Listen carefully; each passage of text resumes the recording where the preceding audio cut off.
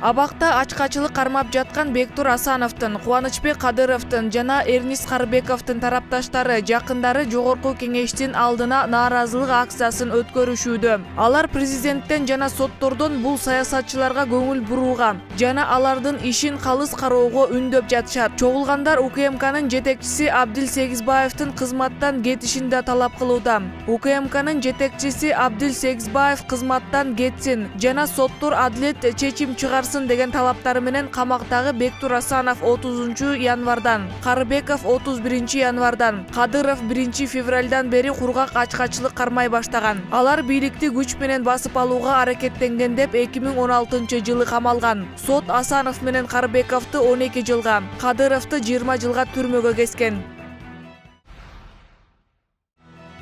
Жалалабад облусунун Аксу районунда Өзбекстанга жакын аймакта чек ара эрежесин бузган 2 чет элдик жаран кармалды. Бул тууралуу чек ара кызматынын маалымат бөлүмү кабарлады. Кабарларга караганда кармалгандар Молдова Республикасынын жарандары экени аныкталды. Алар Кыргызстандын Өзбекстан менен чек ара сызыгына 50 метрге чейин жакындап барып, чек араларга байкоо салып жүргөн. Кармалгандар өздөрү муну саякаттап жүрүп адашып кетишкени менен түшүндүргөн. Алар чек ара аркылуу картаны карап, андан ары жол табуу максат кылышканын айтышты. Чет элдиктер Кыргызстанга 2017 жылы апрелде Тажикстан аркылуу келген. Тергөө учурунда алардын Кыргызстанда жүрүү укугу 2018 жылдын январ айында аяктаганы белгилүү болду. Кармалгандарга карата тиешелүү документтер толукталгандан кийин алар УКМКнын жергиликтүү бөлүмчөсүнө өткөрүлүп берилди.